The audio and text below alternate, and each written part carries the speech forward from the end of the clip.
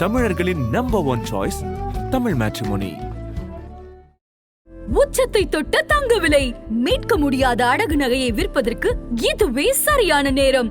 இனியும் யோசிக்காதீங்க. உங்க தங்க நகைய அதிக விலைக்கு விற்க சிறந்த வழி பிரைம் கோல்ட் ஹப் 9840551787. தெய்வத்தின் அருள் இப்போது உங்கள் கையில்.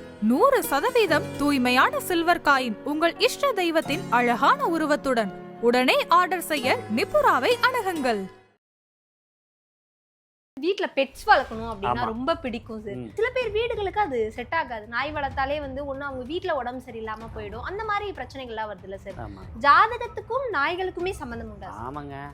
ஐயோ, நீங்க மேச ராசி, விருச்சிக ராசி, மகர ராசி, திருவாதிரை நட்சத்திரம், மூல நட்சத்திரம், இவங்க வீட்டில் எப்போவுமே நாய் இருக்கும். இன்னொன்று நாய் கடிக்கிற நட்சத்திரமெல்லாம் இருக்குது. திருவாதிரை கடி வாங்கினவங்க, விசாகம், அதே மாதிரி பூரம். நாய் வளர்த்தாலும் கடிக்கும், வளர்க்கலைன்னா கடிக்கும். இவங்க கவனமாக இருக்கணும். பூனையும் நாயும் ஒரு வீட்டில் வளர ஆரம்பிச்சிச்சுனாலே அந்த வீட்டில் வாஸ்து தோஷம் இல்லைன்னு அர்த்தம். அப்பார்ட்மெண்ட்ல எல்லாம் எலி பார்த்துருக்கீங்களா? 22 ஃப்ளோரில் இருப்பாங்க. சில பேர் கூட கேட்பாங்க, 22 ஃப்ளோர் தாண்டி வருது, என் வீடு தான் உனக்கு தெரியுதா? ஆமாங்க. அது வர்றதுக்கு யார் காரணம்னா மகமும் பூரத்து வீட்டுக்கு மட்டும்தான் அர்த்தம். அந்த வீட்டுக்கு எலி வந்துச்சுன்னா இறையாற்றல் இருக்குன்னு அர்த்தம். அது ஒரே ஒரு எலி தான் தெரியும். நம்ம வீட்டில் இறைவனை கும்பிட்றோம். அது உண்மையிலேயே இறைவன் வீட்டுக்கு வந்துட்டாங்களா, குலதெய்வம் வீட்டுக்கு வந்துடுச்சா, இஷ்ட தெய்வத்தை வச்சு நம்ம வழிபாடு செஞ்சுருக்கோம், அது வீட்டுக்கு வந்துடுச்சோன்னா நம்ம பூஜை அறையில் பள்ளி வந்துருச்சுனாவே கட்டாயம் வந்துட்டாங்கன்னு அர்த்தம். எல்லாருக்குமே வீட்ல பெட்ஸ் வளர்க்கணும் அப்படின்னா ரொம்ப பிடிக்கும் சார். முக்கியமா சில பேர் வீட்ல நாய்கள் அதிகமா வளர்ப்பாங்க.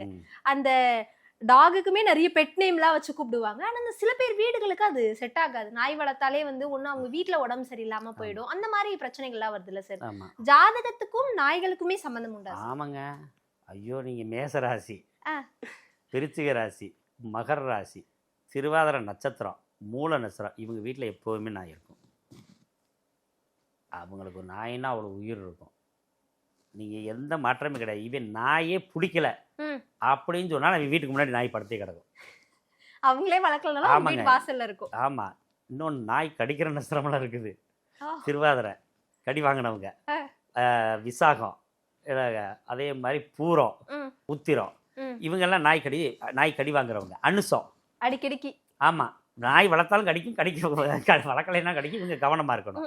ஏன்னா மேச ராசி, விருச்சிக ராசி, மகர ராசி, திருவாதிரை நட்சத்திரம், மூல நட்சத்திரம், இவங்களுக்கு எப்போதுமே நாய்க்கு இவங்களுக்கு தொடர்பு உண்டு. இவங்க நாய்க்கு எவ்வளோ தூரத்துக்கு அதாவது பிஸ்கட்டோ உணவுகளோ கரெக்டாக பராமரிப்பு செய்கிறாங்களோ அவங்களுக்கு நல்ல வெற்றியும் உண்டு. ரைட்டுங்களா? பூனை கேட்டிங்க இல்லையா? பூனை பாருங்கள், நீங்கள் நினச்சாலும் நினைக்கலைனாலும் ரோகிணி, அஸ்தம், திருவோணம், கடக ராசி, இவங்க வீட்டுக்கு பூனை வந்தே ஆகும். ஏன்னு கேட்டிங்கன்னா அது உங்களுக்கு அதாவது இந்த ரோகிணி, அஸ்தம், திருவோணம் சொல்கிற மாதிரிங்களா, இவங்க உடம்புல ஒரு பால் வாசனை உண்டுங்க. இயற்கையாகவே நம்ம ஒவ்வொருத்தருக்கும் ஒவ்வொரு வாசனை உண்டு. இப்போ இந்த திருவாதிரை நாய் கடிக்கும் சொன்னால, உத்திரம், பூரா, அனுசம், விசாகம், இவங்கெல்லாம் சொன்ன பாருங்க, திருவோணம், அதோட இவங்களுக்கு இந்த நாய்க்கு பிடிக்காத வாசனை உண்டு. அதனால தான் நாய் கடிக்கிறது. இவங்க உடம்புல ரோகிணி, அஸ்தம், திருவோணத்துக்கு பால் உள்ள வாடை உண்டு. அவங்களுக்கு பாருங்கள், இவங்க குழந்தை இப்படி கை நீட்டினாங்கன்னா குழந்தை வரும், அந்த வாசனை உண்டு. அந்த மாதிரி அவங்க உடலில் நல்ல ஒரு வாசனை உண்டு. கடகராசிக்கும் பார்த்தீங்கன்னா அந்த பூனை வீட்டுக்கு வர்றது உண்டு. இதில் புனர்பூசமும் ஆயில்யமும் பூனை இவங்க ரொம்ப விரும்பும். இவங்க வீட்டில் வளர்ந்துக்கிட்டே இருக்கும். அதே மாதிரி இந்த பூனை குறுக்க போனாலும் இவங்களுக்கு தோஷமே வராது. எல்லாமே சொல்லுவோம் இல்லையா, நம்ம பூனை குறுக்க போச்சுன்னா தோஷம் இருக்குது, தடைகள் ஏற்படுது அப்படின்னு சொல்கிறோம் இல்லையா. இவங்க யாருக்குமே பூனை குறுக்க போனால் தடைகள் ஏற்படாது, நன்மையே நடக்கும். அவங்களுக்கு தோஷமே இதுக்கு இருக்காது. இப்படி நீங்கள் ரோகிணி நட்சத்திர வீட்டுக்கெல்லாம் போயிருக்கீங்களா? பசுமாடு அவங்க வீட்டுக்கே வருங்க காலையில். ஆமாம். அப்புறம் நம்ம எல்லார் வீட்லேயும் எலிகள்லாம் இருக்கு இல்லையா? அப்பார்ட்மெண்ட்ல எல்லாம் எலி பார்த்துருக்கீங்களா? 22 ஃப்ளோரில் இருப்பாங்க. சில பேர் கூட கேட்பாங்க, 22 ஃப்ளோர் தாண்டி வருது, என் வீடு தான் உனக்கு தெரியுதா? ஆமாங்க. அது வர்றதுக்கு யார் காரணம்னா மகமும் பூரத்து வீட்டுக்கு மட்டும்தான் அது மாதிரி வரும். எலி தொல்லை இருக்குன்னா கூட அதுக்கும் அது இறை ஆற்றல் இருக்குன்னு அர்த்தம். அந்த வீட்டுக்கு எலி வந்துச்சுன்னா இறை ஆற்றல் இருக்குன்னு அர்த்தம். அது ஒரே ஒரு எலி தான் தெரியும். நிறைய இப்போ மற்ற வீட்டுக்கெல்லாம் பார்த்தீங்கன்னா குட்டி போட்டுக்கிட்டே இருக்கும். எலி பயங்கரமாக குட்டி போடும். அந்த வீடுகளுக்கெல்லாம் அப்படி இருக்காது. நீங்கள் மக நட்சத்திரம் பூஜை பண்ணுறாங்கல்ல, நம்ம செல்ஃபை வச்சு பூஜை பண்ணுறாங்கல்ல, அதில் வந்து எலி சாப்பிட்ருக்கோம். நம்ம எதையுமே உணர்றது இல்லைங்க. ஏன்னா நம்ம விவாதம் பண்ணியே நம்ம வாழ்க்கை பயன்படுத்திட்டோம் இல்லையா, எதையுமே ரசிச்சே பார்க்க மாட்டோம். நீங்கள் சாமி செல்ஃபில் பூ வச்சு சாமி கும்பிட்ருக்கீங்களா? சார். ரைட்டா, இது வரையும் நீங்கள் கும்பிட்ருக்கீங்க. சின்ன சிலை மாதிரி வச்சுருப்பீங்க இல்லையா, நிறைய பேர் வீட்டில் வச்சுருப்பாங்க. சின்ன குட்டி சிலையை வச்சு பூவெல்லாம் வச்சுருப்பாங்க. ரைட்டா, அந்த சிலை வந்து அந்த பூ வந்து நிறைய நாள் நீங்கள் கவனித்து பாருங்கள், நல்லா பூஜை பண்ணியிருந்தோம்னா அந்த பூ வந்து சாமியோட முகத்தில் மூடி இருக்கும். பார்த்துருக்கீங்களா? அப்போ நீங்கள் உண்மையிலேயே சாமி கும்பிட்றீங்கன்னு அர்த்தம். ரைட்டுங்களா? அதை நம்ம எழுப்புனதுக்கு பின்னாடி தான் மீண்டும் சாமி கும்பிடணும். ரைட்டுங்களா? இறைவன் உள்ளே இருக்காரா இல்லையான்னு தெரிஞ்சுக்கிறது. நம்ம வீட்டில் இறைவனை கும்பிட்றோம், அது உண்மையிலேயே இறைவன் வீட்டுக்கு வந்துட்டாங்களா, குலதெய்வம் வீட்டுக்கு வந்துருச்சா, இஷ்ட தெய்வத்தை வச்சு நம்ம வழிபாடு செஞ்சுருக்கோம், அது வீட்டுக்கு வந்துருச்சுன்னா நம்ம பூஜை அறையில் பள்ளி வந்துருச்சுனாவே கட்டாயம் வந்துட்டாங்கன்னு அர்த்தம். ஆனா சில பேர் சொல்லுவாங்கல்ல சார், இந்த நம்ம பேசிக்கிட்டு இருக்கும்போது இந்த உச்சி கூட்டும்ல சார் பள்ளி, சில பேர் ஆமாங்க. வீட்ல அப்படிலாம் சொல்லாது சார். ஆமாங்க அப்பனா எங்க வீட்ல தெய்வம் இல்லையா அப்படின்னு கேட்பாங்க சில பேர். ஆமாங்க ஆமாங்க. அப்போ அது என்ன சார் அதுக்கு அர்த்தம்? அதாவது தெய்வம் இருக்கு, ஆ. அதாவது இவங்களுக்கு அந்த இது மேல் முழு நம்பிக்கை இல்லை. ஓ சரிங்களா? இப்போ சின்ன பசங்கள்கிட்ட நம்ம போய் சாமியை கும்பிட்றான்னு சொல்ல வேண்டிய அவசியமே இல்லை. ஏன்னா அவனுக்கு தெய்வமே வேண்டியதில்லை. அம்மா அப்பா கும்பிட்டா போதும் அவனுக்கு பலன் கிடைக்கும். அந்த வயசில் அவனை ஃபோர்ஸ் பண்ண வேண்டியதில்லை. அதே சமயம் திருமணம் ஆகக்கூடிய வயசில் இருந்து நம்ம இறைவனை வழிபாடு செய்யணும். அப்போ தான் நமக்கு ஒரு நல்ல வழி காட்டுறாங்க.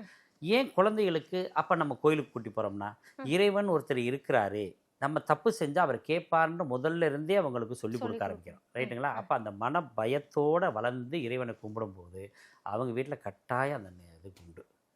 ஏன்னாங்க இப்போ நமக்கு பள்ளி மட்டுமே இறைவனை சொல்கிறது மட்டும் இல்லை, நிறைய விஷயங்கள் இருக்குது. நீங்கள் சாமி கும்பிட்றீங்கன்னா ஏதாவது ஒரு இடத்துல இருந்து உங்களுக்கு மணி சவுண்டு கேட்டால் கூட நீங்கள் இறைவன் உள்ளே இருக்காருன்னு அர்த்தம். அதே மாதிரி வீட்டில் பெரியவங்க இருக்காங்க இல்லையா, பெரியவங்க யார் யார் வீட்டில் இருக்காங்களோ அவங்களுக்கு யார் ரொம்ப மரியாதை கொடுக்குறாங்களோ அந்த வீட்டில் இறைவன் இருக்கவங்க வீட்டில் தான் அந்த பெரியவங்களுக்கு மதிப்பு மரியாதை கொடுப்பாங்க.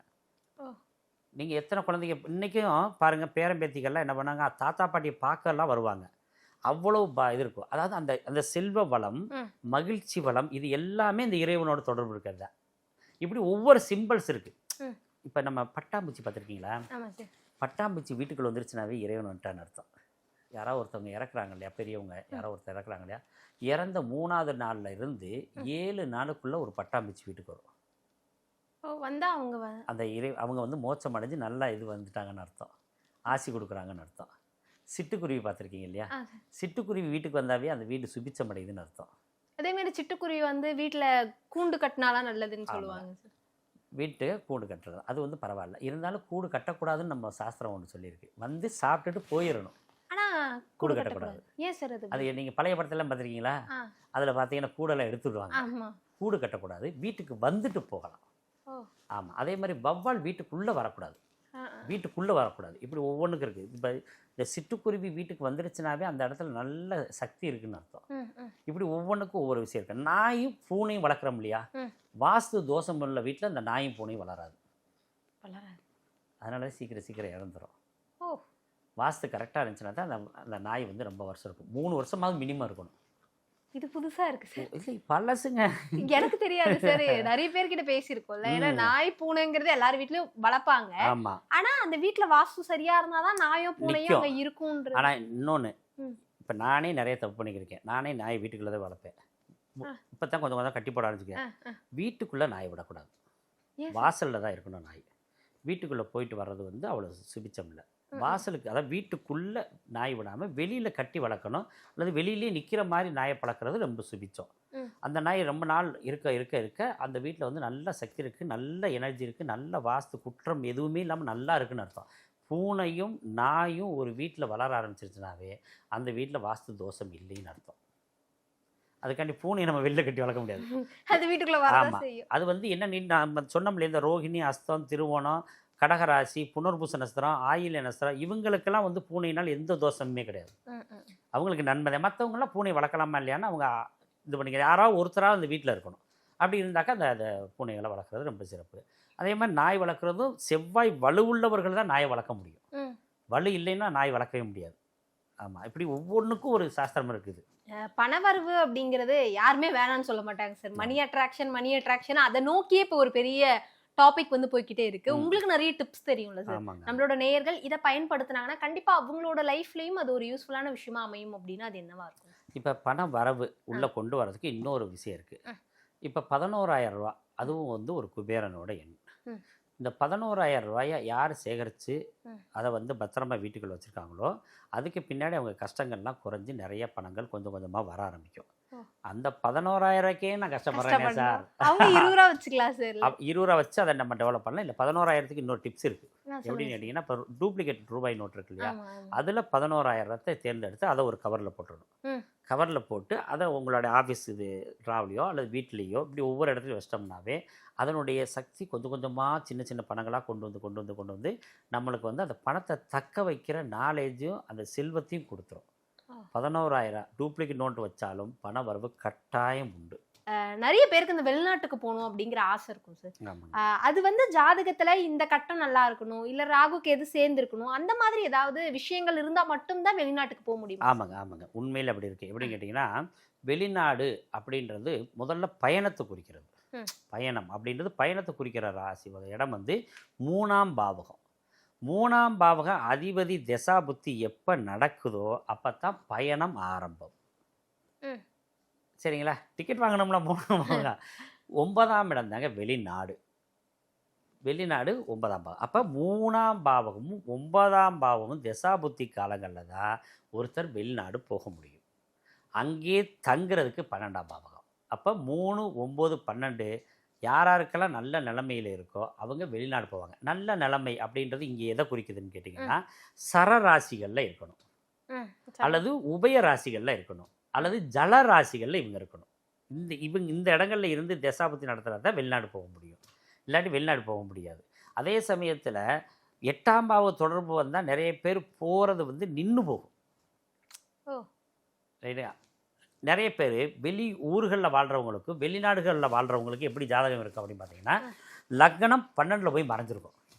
மறைஞ்சாதான் அப்படி இருக்கும். ஆமாம். ஏன்னா லக்னம் வலுத்துருச்சுன்னு வச்சுக்கோங்க, அவங்க பூர்வீக தொட்டு போகிறக்கு ஆசையே வராது. லக்னாதிபதி 12ல் மறையணும். இப்போ பாருங்கள், நிறைய பேர் சிம்ம லக்னத்துக்காரவங்க தான் வெளிநாட்டில் அதிகப்படியான பேருக வந்து இருக்கிறதுக்கு வாய்ப்பு இருக்கும். நீங்கள் நிறைய எடுத்து பார்த்தீங்கன்னா தெரியும். ஃபஸ்ட்டு சாய்ஸ் எல்லா லக்னமும் இருக்குது, அதில் சிம்ம லக்னம் அப்படின்னு கேட்டிங்கன்னா இந்த அஸ்வினி மகம் மூலத்தில் பிறக்கிறவங்க. என்னங்க இவங்களுக்கெல்லாம் வந்து வெளிநாட்டில் போகிறதுக்கு சிம்ம லக்னத்தில் பிறக்கிறவங்க. அதே மாதிரி பரணி பூரம் பூராடத்தில் பிறக்கிறவங்க இவங்களுக்கெல்லாம் வெளிநாடு போகிற யோகம் இருக்குது. ஏன்னு கேட்டிங்கன்னா, இவங்களுக்கு இந்த சந்திர திசை வந்து வெளிநாட்டில் கொண்டு போய் உட்கார வச்சுது. அப்போ என்ன ஆகும், சிம்ம லக்னத்திற்கு 12ஆம் இடத்து அதிபதி திசை எப்போ நடக்குதோ அப்போ வெளிநாடு போவாங்கன்னு நான் இப்போ சொல்லியிருக்கேன்.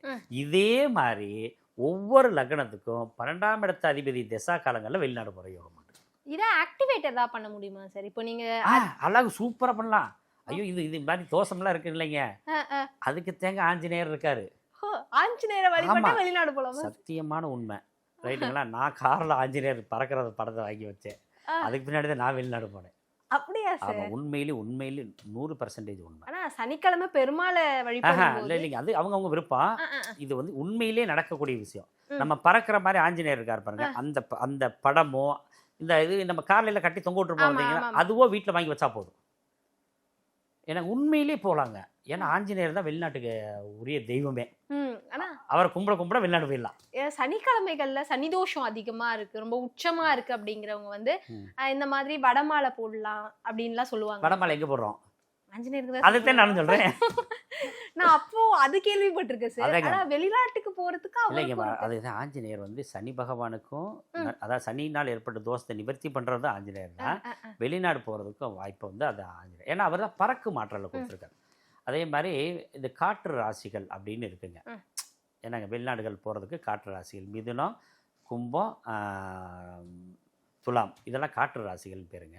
இந்த காற்று ராசிகளில் கிரகம் இருக்கும்போது வெளிநாடு அது ஃப்ளைட்டில் போகிற பலன் கிடைக்கும். நீர் ராசிகள் கப்பலில் போகிறது, கடகம், விருச்சிகம், மீனம், இதில் வந்து ஒரு கிரகம் நல்லா வலுவாக இருந்தால் கப்பலில் போகணும்னு ஆசைப்படுவாங்க. இப்படியெல்லாம் நம்ம ஒவ்வொரு கிரகங்கள் வழியாக போகிறதெல்லாம் இருக்குது. அதே மாதிரி 12 ராசிகளுக்கும் ஊர்கள் இருக்குது, நாடுகள் இருக்குது. உதாரணமாக மிதுன ராசி வலுவாக இல்லாதவன் அமெரிக்கா போக முடியாது, வலுவா இல்லைனா.